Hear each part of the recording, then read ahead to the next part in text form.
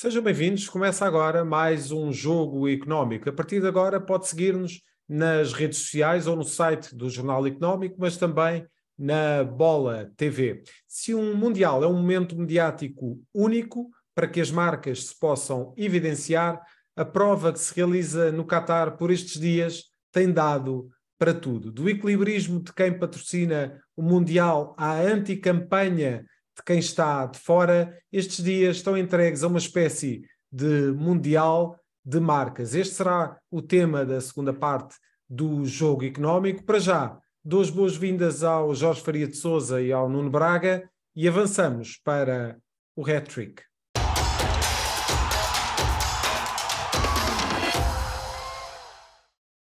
Como sempre, lançamos para debate 3 números que marcaram a semana. Nuno, vamos começar por falar do futuro incerto, daquela que foi a 4ª transferência mais cara do futebol mundial. E estamos a falar de 126 milhões de euros, é a quantia envolvida na transferência de João Félix do Benfica para o Atlético de Madrid em 2019 e que os colchoneros pretendiam recuperar na reabertura de mercado, ou seja, em janeiro. Apesar desse ser um cenário de todo improvável, a cedência por empréstimo estará também a ser equacionada pelo clube da capital espanhola. De salientar que o avançado português tem contrato com os colchoneros até junho de 2026 e foi a 4ª maior transferência da história do futebol, há 3 anos atrás, mas agora está avaliado em apenas 50 milhões de euros. Obrigado, Nuno. E, de facto, Jorge, este tem sido um tema muito interessante de acompanhar. João Félix e Simeone pareceram sempre corpos estranhos dentro do Atlético de Madrid. Inclusivamente, em 2019 fizemos um jogo económico na Caixa de Futebol Campos, com o diretor dessa academia do Benfica na altura, Pedro Milhomens, e Pedro Milhomens na altura referiu que esta não seria a escolha desportiva mais acertada para João Félix. E de facto, por estes dias o que parece é que é de facto absolutamente incompatível o talento de João Félix naquela forma de jogar de Simeone. Sim, boa tarde, cumprimentar-te a ti, Zé, e ao Nuno.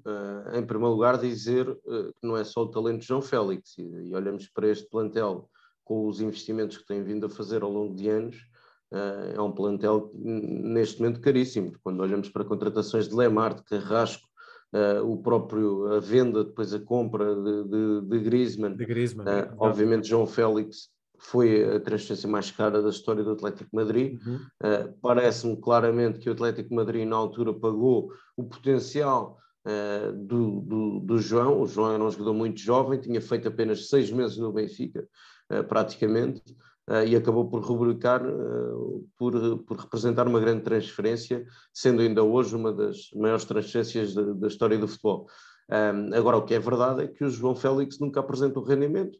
Na minha opinião, tem muito que ver com isso, com a forma de jogar do Atlético de Madrid. Também me custa entender como é que um clube investe tanto, e obviamente que me podem dizer que estamos perante o treinador que deu mais títulos na história do Atlético de Madrid e que de certa forma mudou a cultura do Atlético, mas a verdade é que me parece que Simeone já é um corpo estranho, olhando ao investimento que referi há pouco, à equipa que tem à sua disposição e depois aquilo que a equipa joga dentro das 4 linhas é de facto paupérrimo, é muito pobre.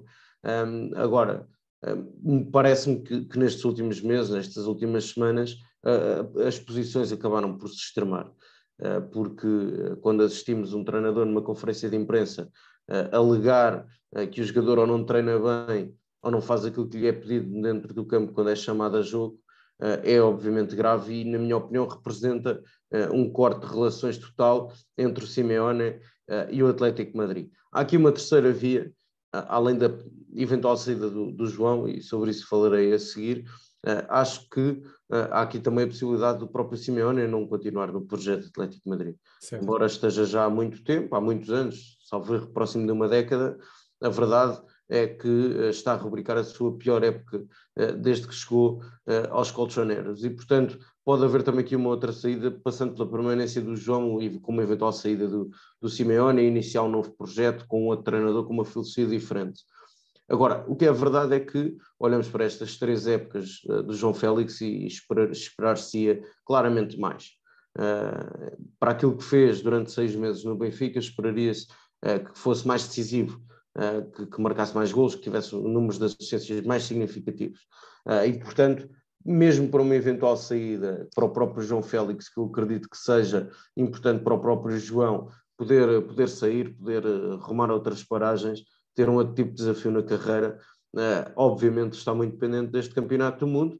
Veremos esta semana se será ou não titular no primeiro jogo de Portugal frente ao Ghana. E de resto estamos a gravar uma quarta-feira, naturalmente, ainda antes de se realizar o jogo de Portugal. Esperemos que esta eventual saída que seja um fator de motivação para o João Félix neste Mundial e que isso possa repercutir-se já no primeiro jogo.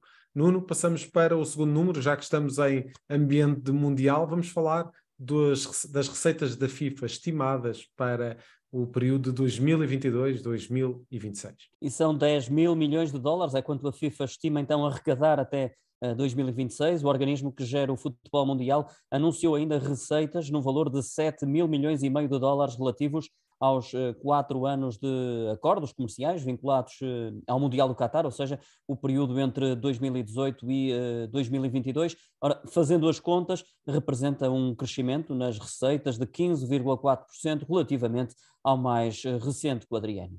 E de facto estamos a falar de dinheiro e no fim das contas é ele que determina.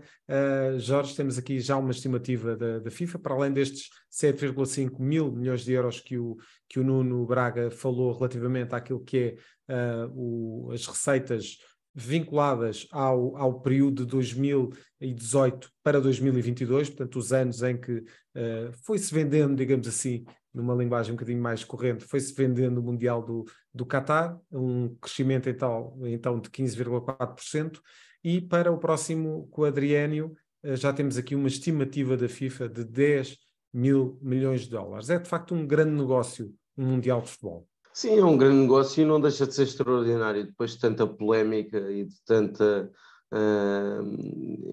tanta especulação e até crimes que ocorreram, alegados crimes que ocorreram de eventuais de subornos, de corrupção, na atribuição de 2018 e 2022, que tantas vezes temos vindo aqui a discutir, não deixa de ser extraordinário que, apesar de tudo isto, apesar da realização do Mundial no Qatar 2022, fora da época, nas circunstâncias que conhecemos, com as polémicas todas que têm envolvido este Mundial, que são conhecidas, não deixa de ser extraordinário que a FIFA ainda assim consiga um crescimento muito significativo. Porque olhamos para o quadriênio 2014-2018, estamos a falar de 7,5 mil milhões de euros, para o próximo quadriênio de 22 a 26, de resto dizer 2026 que será um Mundial como uma organização tripartida entre os Estados Unidos, Canadá e México, se a memória não me falha, estamos a falar de um crescimento de 25%, porque poderá chegar aos 10 mil milhões de euros, são as previsões da FIFA. E portanto não deixa de ser extraordinário depois de tanta polémica, apesar de tudo, o Campeonato do Mundo continua a ser um negócio extraordinário. E se calhar vamos percebendo porque é que a FIFA, Jorge, quer o Mundial de 2 em 2 anos. É de facto a sua grande fonte de receitas. E agora até Infantino até abre a porta, inclusivamente, à Coreia do Norte para organizar um Mundial, quem sabe, no futuro. Isto é a FIFA também a testar os seus próprios limites? Sim, como diria o Nuno vinha aqui há umas semanas, disse que não ter credibilidade ou ter pouca credibilidade é o mesmo que não ter credibilidade, uma coisa assim desse género. E a verdade é que a FIFA tem muito pouca credibilidade e claramente está cada vez mais dependente, até porque olhamos para as competições da UEFA e obviamente o Campeonato do Mundo. São as competições da UEFA são aquelas que conseguem, de certa forma, bater o pé em termos de números de patrocínios, etc., aos mundiais, e falo da Liga dos Campeões ao nível dos clubes, e aí é claramente a maior competição do mundo de clubes. E por outro lado, em termos de seleções, obviamente que a CAN, com todo o respeito pela CAN, pela Copa América, pelas outras competições continentais, obviamente que só o europeu se aproxima da organização do Campeonato do Mundo em termos de fonte de receitas. E, portanto, obviamente que a FIFA, olhando para estes números, tentará encurtar o maior tempo, para o menor tempo possível, o período entre mundiais. E obviamente que isso poderá vir a ser uma questão a ser novamente discutida. Não me parece, honestamente, parece-me difícil que isso venha a acontecer, porque olhamos para os períodos competitivos das seleções com apuramento para o Mundial e apuramento para o Europeu, com o eventual Europeu a acontecer de 2 em 2 anos, ou os europeus, ou eventualmente o Campeonato da Europa manter-se mesmo de 4 em 4 anos. Acho que haveria muito pouca margem de manobra para fazer, com toda a honestidade, fazer um Mundial de 2 em 2 anos. E, portanto, acho difícil, mas parece-me que é, obviamente, de todo o interesse da FIFA que ocorram os campeonatos do mundo com maior frequência, sobretudo olhando aos números que estão envolvidos. Muito bem. Nuno, vamos para o terceiro número deste hat-trick e para aquela que será aquele que é o valor de mercado daquilo, e podem acontecer muitas surpresas ao longo deste Mundial, mas o título de primeira surpresa já ninguém tira esta seleção. 25,2 milhões de euros é o valor de mercado da seleção da Arábia Saudita, é responsável pela grande surpresa deste Mundial, como referiste, ao derrotar a Argentina, terminando assim com um período de 3 anos de invencibilidade da albiceleste. Esta é das seleções menos valiosas do Mundial, com 26 jogadores que jogam todos no seu país de origem, a valerem no total pouco mais de 25 milhões de euros. Um autêntico conto de fadas. Jorge, de facto, já ninguém tira o estatuto de primeira grande surpresa à Arábia Saudita. Só a título de curiosidade, e de facto nós temos feito no Jornal Económico por estes dias o Mundial em Milhões, em que temos divulgado os valores de mercado de todas as seleções deste Mundial. São 5 episódios já agora que convidamos a ouvir. E de facto, só a título de curiosidade, como dizia, a Argentina tinha aqui um valor de mercado, tinha e tem um valor de mercado próximo dos 700 milhões de euros. Chegamos aqui com 25,2 milhões de euros e está feita a primeira surpresa do Mundial. Eu acho que acaba por ser ainda mais surpreendente olhando para a forma como decorreu o jogo. Ou seja, a Argentina coloca-se a vencer até relativamente cedo. Poderia ter chegado ao 2-0, não fosse o VAR ter anulado um eventual segundo golo da seleção de Lionel Messi. E, portanto, estávamos a falar de um jogo que, em teoria, se esperaria, até pelo decorrer do encontro, que a Argentina poderia chegar ao segundo ou ao terceiro e poder resolver um encontro com relativa facilidade. E a verdade é que a Arábia Saudita teve um comportamento coletivo fantástico, uma grande atitude. Subiu, ao contrário do que provavelmente se esperaria, acaba por subir as suas linhas, pressionar alta a Argentina, condicionar muito a primeira fase de construção da Argentina. O meio-campo da Argentina teve sempre muita dificuldade em ter bola. E se formos analisar o jogo, muitas vezes a ter que esticar muitas vezes na frente, procurando muitas bolas longas para Lautaro Martínez e até depois para o Julián Álvarez, ou muitas vezes para o Di Maria, muitas vezes esticando a bola mais à direita. E acabou por ter muitas dificuldades, sobretudo pela atitude competitiva que a equipa da Arábia Saudita teve em campo. Destacar também outra coisa, porque foi um dos números que me relativamente a este jogo que me saiu, que reparei, foi o facto de a Arábia Saudita conseguiu enganar os dianteiros da Argentina em N ocasiões de fora de jogo. Muitas delas no limite, mas claramente há aqui muito trabalho da equipa técnica e por outro lado, muita concentração. Porque para quem defende, obviamente, trabalhar a organização defensiva é sempre mais fácil do que trabalhar a organização defensiva, mas a verdade é que manter os índices de concentração durante 90 minutos perante uma equipa que é muito, muito, muito superior, que é claramente favorita a vencer o jogo, é também digno de registro. E depois destacar Hervé Renard, porque é o treinador, é o selecionador desta seleção da Arábia Saudita, mas estamos a falar de um treinador com um palmarés absolutamente incrível no continente africano. Já venceu 2 CAN, uma em 2012 pela Zâmbia, outra em 2015 pela Costa de Marfim, aí sim com uma seleção muito forte, mas com a Zâmbia foi absolutamente surpreendente já na altura. E 20 anos depois, em 2017, ou seja, para o Mundial 2018, conseguiu apurar a seleção de Marrocos, que de resto depois acabou por fazer parte da fase de grupos da seleção portuguesa nesse Mundial na Rússia 2018. E, portanto, é um trajeto extraordinário, não só da equipa por aquilo que fizeram, sobretudo na segunda parte, porque olhando para o jogo, como eu dizia há pouco, acho que se esperaria até uma eventual goleada da Argentina, porque se colocou a vencer cedo, e a Arábia Saudita faz uma segunda parte extraordinária, e há aqui muito dedo do treinador, na minha opinião. E vamos ver que outras surpresas é que nos reserva este Mundial. Nuno Braga, voltas para a semana com mais números neste hat-trick. O Jorge acompanha-me para a segunda parte para falarmos do difícil equilibrismo das marcas em tempo de um Mundial polémico. É já a seguir, na segunda parte do Jogo Económico.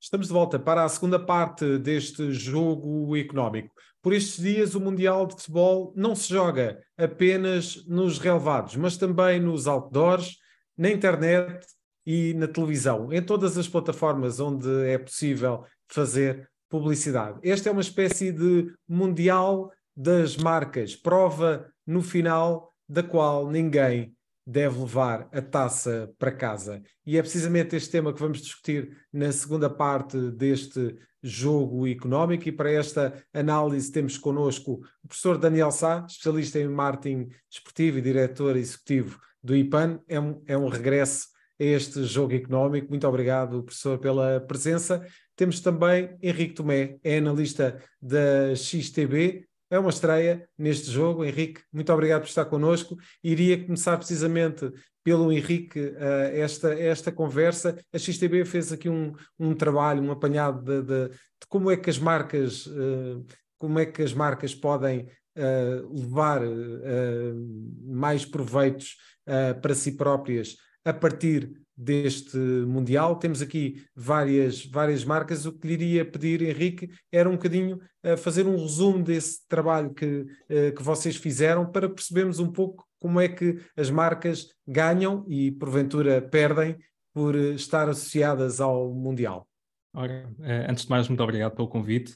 Obrigado. De facto, este ano o Mundial acaba por ter aqui um gosto especial para os mercados, uma vez que será o Mundial onde se estima que ultrapassa em larga escala o maior investimento dos últimos tempos. Aliás, não há nada equiparado neste momento. O facto de envolver aqui elevados volumes de capitais acaba por também aqui poder beneficiar algumas empresas, e por isso é que nós também fizemos aqui uma seleção de algumas empresas que poderão, de facto, beneficiar com todo este investimento que tem sido feito, mais precisamente no Qatar. Temos aqui várias empresas que poderão aqui ser interessantes e que deverão aqui beneficiar da atual conjuntura e dos próximos e deste evento, e nós também olhámos aqui para alguns eventos passados que acabaram por também beneficiar estas empresas. Numa altura em que os mercados, na verdade, até têm estado, portanto, já entraram em bear market e as correções nos mercados são evidentes, o Mundial, na verdade, poderá aqui beneficiar algumas das empresas. Nós aqui fomos buscar empresas de vários setores para percebermos também que, de facto, existem setores que, apesar de estarmos num bear market, existem setores que tendem a ter desempenhos superiores àqueles que ficam mais expostos, e nós aqui selecionámos não só empresas de crescimento, não só empresas de valor, mas também algumas no setor das utilities. Falámos nomeadamente, Qatar Airways, Adidas, Coca-Cola, McDonald's, Visa, ou até a cadeia dos hotéis Marriott. Aqui só para termos ideia, e se aqui pegarmos também um pouco na atual, portanto, nas atuais condições que este Mundial terá, e aqui alguns pormenores um pouco particulares, nomeadamente passando aqui pelo facto de não ser possível consumir álcool, nós aqui puxamos aqui a possibilidade e tendo também aqui em consideração o comportamento das ações da empresa no passado, portanto, as ações da Coca-Cola poderão ser uma das principais beneficiadas das atuais condições. Portanto, só aqui para termos ideia, no passado, as ações, no último grande evento que houve aqui em relação ao Mundial, as ações acabaram por ter um bom desempenho e, na verdade, até vimos aqui o aumento das vendas a registrarem valores bastante atrativos, que acabou por depois também ter aqui impacto no preço das ações que estão cotadas. Uhum. Portanto, esta é uma das empresas que nós aqui selecionamos. Certo. Muito bem. Professor Daniel Sá, vamos começar a nossa conversa relativamente a este tema tão fascinante que é o tema das marcas associado a grandes provas desportivas e provavelmente não haverá prova desportiva com maior impacto do que um Mundial de Futebol. Naturalmente os Jogos Olímpicos poderão ter essa capacidade também de agregar tanta atenção à sua volta, mas deve ser, professor, absolutamente fascinante trabalhar a comunicação de uma marca numa altura destas, porque se a marca é patrocinadora de uma competição deste género, e de facto já temos aqui de facto um Mundial que é muito particular por todas as questões dos direitos humanos, dos direitos LGBT que estão aqui envolvidos. Se a marca, por um lado, quer aproveitar para se expor, para mostrar toda a sua capacidade, a verdade é que, por outro lado, também tem que fazer aqui um bocadinho um jogo de cintura para mostrar que, ok, os nossos valores são estes, nós patrocinamos esta competição, mas queremos chegar ao maior número possível de pessoas. Explique-nos um bocadinho desse fascínio de trabalhar uma marca em tempos tão desafiantes. O futebol e um Mundial de Futebol são um palco absolutamente extraordinário para trabalhar uma marca e, portanto, conseguimos ter o tempo de antena do mundo praticamente todo durante, se eu não estou em erro, 5, quase 6 semanas, com o tempo de estágio para as competições, e, portanto, ter meio mundo com os olhos postos em nós e nós podermos utilizar a nossa marca para, digamos, para chegar à mente dos consumidores, isto é absolutamente fantástico, é evidente. Eu gostava de colocar aqui apenas um contexto histórico para percebermos como é que se trabalha uma marca no Mundial de Futebol. Uhum. Os Mundiais começaram em 1930 ou 34, já não estou muito bem certo, e até os anos 60 eles eram consumidos pelos espectadores por rádio e imprensa escrita, por jornais, tipicamente, com um jet lag em termos de notícias muito significativo. Nos anos 60, e particularmente o nosso grande Mundial em Inglaterra, do nosso Eusébio, foi o primeiro Mundial onde juntámos a isto a televisão, e portanto isto acaba por transformar, aliás, completamente a forma como consumimos futebol, e depois há aqui um outro marco mais recente, o 2006, Mundial da Alemanha, onde eu diria que foi o primeiro Mundial a ser consumido também pela internet. E hoje estamos num mundo de multiconsumo, nós podemos consumir o Mundial de todas as maneiras que quisermos. Eu quase que arrisco, se algum de nós tiver tempo e paciência, consegue estar 6 semanas, 24 horas por dia, a consumir conteúdos, que não é apenas os jogos, naturalmente, claro. Conteúdos relacionados com o Mundial de Futebol, e portanto toma aqui uma dose suplementar. Só uma nota. Eu até acrescentaria aí um outro marco. Eu diria 86 é o primeiro grande Mundial onde se vê as marcas a quererem se associar ao Mundial México 86. Com toda a razão, Jorge, exatamente. É a partir, provavelmente, desse Mundial, apesar de já havia antes algumas empresas a patrocinar, provavelmente é o 86 que marca esta necessidade das marcas ativarem a sua presença de uma forma muito consolidada. E, portanto, ou seja, passamos em menos de 100 anos de um consumo muito primário, vamos chamar assim, um acompanhamento mundial, para um consumo, como digo, se nós quisermos, de conteúdos 24 horas por dia, durante 5 ou 6 semanas, e as marcas obviamente que sabem isto, e que naturalmente hoje têm um know-how, e como o Jorge estava a dizer, se há cerca de 40 anos começaram a trabalhar a sua ativação um bocadinho mais a sério, 40 anos depois, a expertise, o know-how, a tecnologia, as ferramentas que as marcas têm hoje em dia, fazem com que consigam otimizar de uma forma absolutamente brilhante o que é esta participação no Mundial. Este ano há um Mundial de risco, fora de tempo, num país difícil, com os mercados de alguma forma efervescentes, com um pós-pandemia, com uma guerra na Ucrânia, com um momento não natural em termos de consumo, que acompanhamos um Mundial de casaco e não de tronco nu, que é o que costumamos fazer habitualmente, mas bom, aqui estamos e o Mundial continua a ser, obviamente, um produto com muita força e que consegue alavancar muitas marcas por esse mundo fora. Jorge, tem sido muito interessante acompanhar aquilo que têm sido as notícias relativamente ao posicionamento das marcas, as que estão a patrocinar o Mundial, aquelas que são digamos que neutras, e até aquelas que estão a fazer anti-campanha, digamos, a mostrar aqui, a querer aproveitar o palco mediático do Mundial, mas digamos que para deitar abaixo praticamente aquilo que é a organização deste Mundial especificamente no Qatar, por todas as questões que já conversámos, mas pergunto como é que tens acompanhado toda esta guerra das marcas. Para quem está atento, tem sido muito, muito interessante acompanhar todo este desenvolvimento.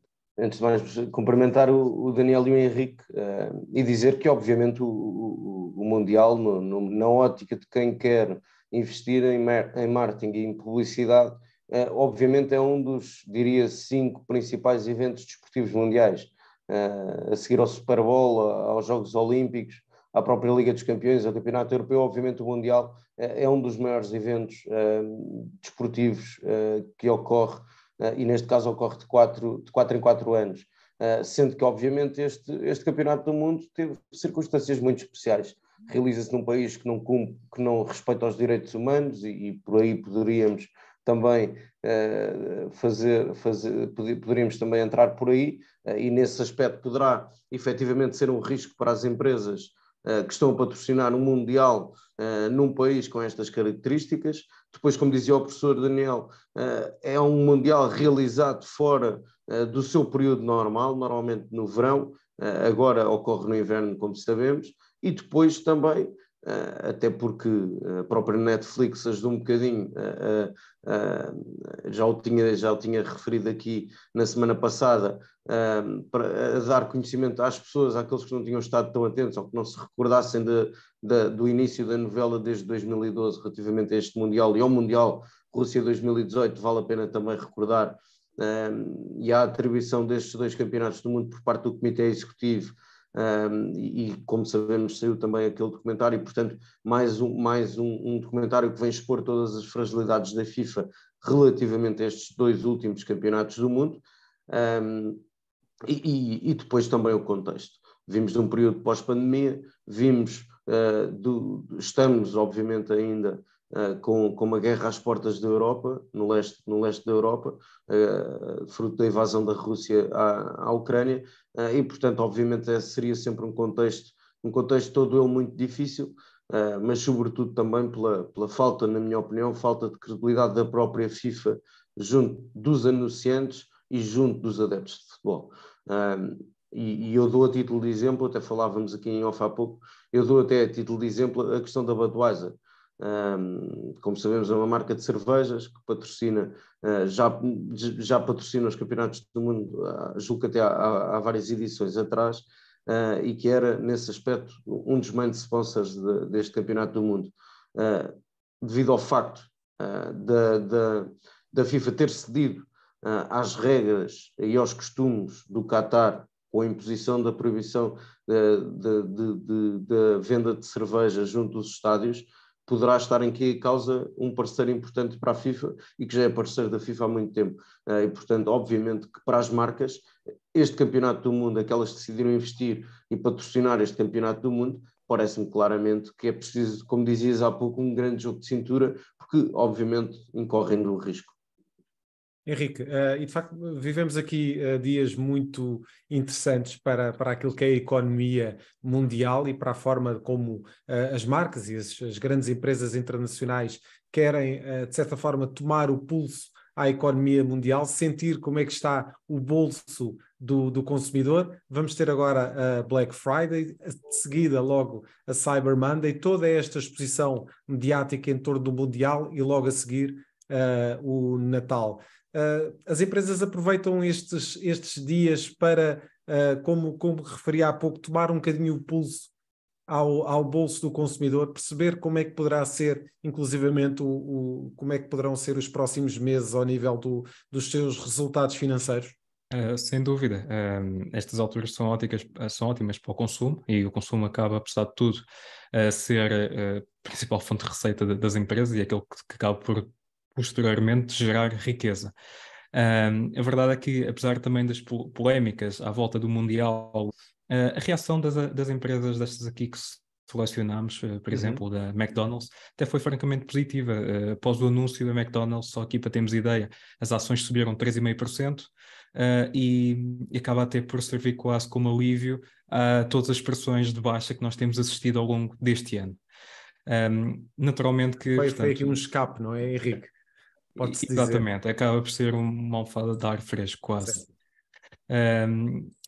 E claro também que agora os próximos eventos que virão, portanto a Black Friday, a Cyber Monday, também estas épocas festivas de Natal são mais propícias ao consumo e normalmente, historicamente, as empresas tendem também a ter melhores resultados por via também desta época. Portanto, acho que acaba por ser uma boa altura para recuperar aqui algum otimismo para os mercados, apesar da atual conjuntura económica não estar muito positiva, como é óbvio, mas acaba por ser aqui uma altura, diria, bastante interessante.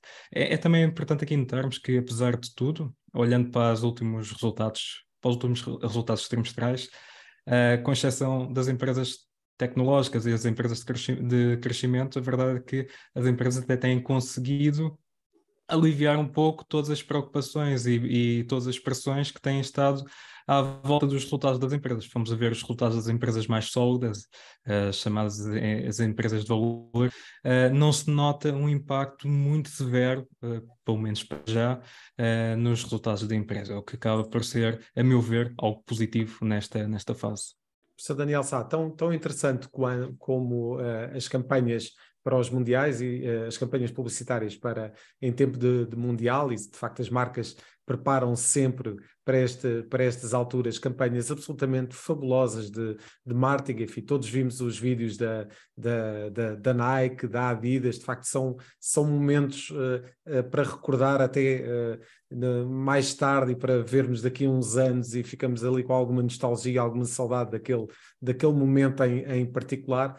Mas tão interessante quanto isso tem sido notar aquilo que o Jorge já ali aflorou há um bocadinho, que é esta questão da anti-campanha. Eu não sei se alguma vez tinha sido tão visível este efeito das anti-campanhas, portanto as marcas que aproveitam precisamente a altura do Mundial para... digamos que fazer ali um statement, mostrar ali uma posição relativamente àquilo que é a organização do Mundial no Qatar. Também é muito desafiante fazer uma anti-campanha e algo que consiga, de certa forma, atrair a atenção do consumidor, sobretudo aquele que está mais interessado em protestar com o Mundial nestas paragens. Eu acho que nós estamos a viver um Mundial, com toda a honestidade, com alguma dose de histerismo que me parece exagerada. Ou seja,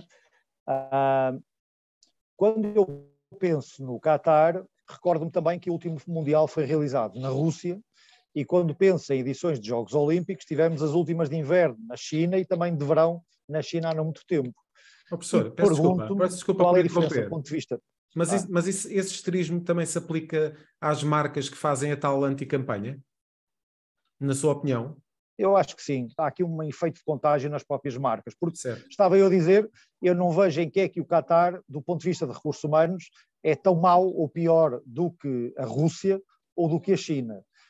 E razão pela qual... Eu até diria mais, professor, desculpe estar a interromper, mas não é a primeira vez que se realiza um campeonato do mundo perante uma conjuntura política ditatorial. Exatamente. Então, se olharmos... Recordo-se, por exemplo, a Argentina 78. Argentina 78, por exemplo. E, portanto, eu acho que há aqui histerismo, honestamente, e acho que é um histerismo muito honestamente provocado pelos consumidores, que obviamente são mais atentos, mais responsáveis, mais dedicados a este tipo de temas, óbvio que sim, e as marcas que naturalmente também o entendem, não é? E basta olharmos para o que foi a reação do início da guerra da Ucrânia, a quantidade de marcas que a nível mundial, que com muita rapidez, às vezes até mais rápido que alguns governos, tomaram posições de encerrar operações na Rússia, de fechar lojas, de fechar fábricas, por aí fora. Confesso que me surpreendeu a rapidez com que as marcas saíram rapidamente da Rússia e quiseram dar um sinal muito forte, e eu acho que há aí um contágio que vem da Rússia agora para o Qatar, E pergunto-me eu, onde é que vai ser o próximo Mundial, que vai ser um país tão puro, tão puro, tão puro, e que funciona tudo tão bem que as marcas não vão fazer anti-campanhas. Honestamente, não sei onde é que isto vai parar. Acho que estamos a viver um esterismo, acho que as marcas estão a exagerar, e honestamente, acho que não estão a ser muito francas e genuínas com o consumidor, porque me parecem muito interesseiras. Pois claro, isto é um país que tem os seus problemas, portanto, nós estamos juntos e estamos no futebol, mas não concordamos, mas estamos na mesma, ou seja, esta coisa do estou e do não estou, o consumidor não é parvo, percebe isto com muita clareza, as marcas são como as pessoas, são como os nossos amigos que se revelam verdadeiros ou falsos, é exatamente a mesma coisa. E, portanto, a minha sugestão é que estas marcas tenham algum cuidado com o que dizem, porque podem claramente até sofrer com o comportamento que têm tido. Muito bem, de facto é uma discussão muito fascinante e que se calhar iria levar-nos aqui mais minutos a podermos abordar se calhar outros temas relativos a esta dinâmica das marcas e de uma prova como é o Mundial. Eu agradeço desde já a presença do professor Daniel Sá, também do Henrique Tomé. Espero que regressem ao Jogo Económico numa próxima oportunidade para comentar estes e outros temas. Mais uma vez, muito obrigado. Jorge, acompanhas-me para a terceira parte, para as escolhas da semana.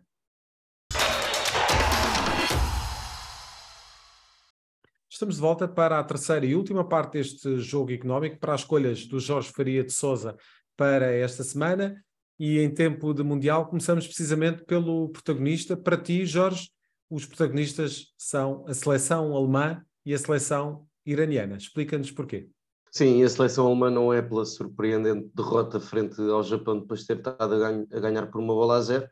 Como sabemos, a FIFA proibiu os capitães de equipa de utilizar a braçadeira com um arco-íris e, portanto, defendendo os direitos das comunidades LGBT. E o que acontece é que já na véspera, se a memória não me falha, deste jogo, a própria Federação Alemã tinha vindo protestar contra este posicionamento da FIFA. E a verdade é que os jogadores, e já estão a circular imagens pelas redes sociais e pelos vários órgãos de comunicação social, os jogadores taparam a boca em sinal de protesto perante a FIFA, e a outra acaba por ser a seleção do Irão. Num regime, numa oligarquia, um regime totalitário, como é o de Teherão, estes jogadores tiveram a coragem de não cantar o hino, remeter-se ao silêncio. A seleção liderada por Carlos Queiroz, apesar da derrota, não é isso que é o mais importante, acabaram por ser derrotados por 6-2 perante a seleção inglesa, claramente a favorita a passar no grupo, mas sobretudo esta tomada de posição perante um regime com estas características, e recorde-se que há muita gente, sobretudo mulheres, a protestar pela liberdade e pela liberdade, democracia, pelos direitos humanos no Irão, e portanto, obviamente que esta tomada de posição dos jogadores era preciso ter coragem para a fazer, e todos os 11 jogadores que se perfilaram no relevado não cantaram o hino e remeteram-se ao silêncio, e portanto, para mim, são as duas grandes manifestações até ver neste campeonato do mundo, um campeonato do mundo onde a FIFA tinha avisado que não queria qualquer tipo de manifestações políticas. A verdade é que estas duas seleções tiveram a coragem de tomar posições. Espero que não tenham, como alegadamente a FIFA terá ameaçado com sanções desportivas, espero que essas não ocorram. E na semana em que Cristiano Ronaldo e o Manchester United rescindiram de forma amigável, o teu número desta semana é precisamente o 5. Sim, é o 5º clube enquanto profissional. Qual é que será o 5º clube enquanto profissional de Cristiano Ronaldo? A verdade é que já o tinha dito aqui na semana passada, já na altura eu disse que estaríamos a falar do ex-jogador do Manchester United. A verdade é que esta semana foi conhecida a notícia que Cristiano e o Manchester tinham chegado a acordo para uma rescisão por mútuo acordo, e portanto vai acabar por ser uma das grandes novelas do próximo mercado de inverno. É certo que vai ser um mercado de inverno muito condicionado pelas prestações dos vários jogadores no Campeonato do Mundo, e obviamente Ronaldo agora também quererá fazer um grande campeonato do mundo para poder encontrar uma solução para o seu futuro, que vá de encontro àquilo que ainda são as suas ambições ao nível do futebol europeu, eventualmente disputar uma Liga dos Campeões, e portanto terá que ser um clube de grande dimensão, parece-me, mas será claramente uma das grandes novelas do próximo mercado de inverno, independentemente da forma como decorrer o Campeonato do Mundo, porque o melhor jogador de futebol português de sempre está livre, tem o passe na mão e poderá escolher para onde vai. E tudo isto poderia resolver-se sem aquela entrevista, Jorge? Eu julgo que sim, julgo que ao que nos parece, o Jorge Mendes, Cristiano Ronaldo reuniram alegadamente no verão com os responsáveis do Manchester United. E eu acho que se era para ter este desfecho, e se o próprio United e o treinador não contavam com o Cristiano na mesma medida que Solskjaer, por exemplo, contou com ele na época anterior, acho que teria sido preferível ter deixado Cristiano sair para um outro projeto, e teria evitado todo este tipo, toda a entrevista, mas sobretudo tudo o que aconteceu durante este período, que em nada abona, nem de Ten Hag, nem de Cristiano Ronaldo, nem do United. Acho que ninguém sai bem na fotografia. Muito bem. Jorge Faria de Sousa, muito obrigado pela presença neste Jogo Económico. Voltamos para a semana, sempre com os números que contam dentro e fora das 4 linhas. Até para a semana.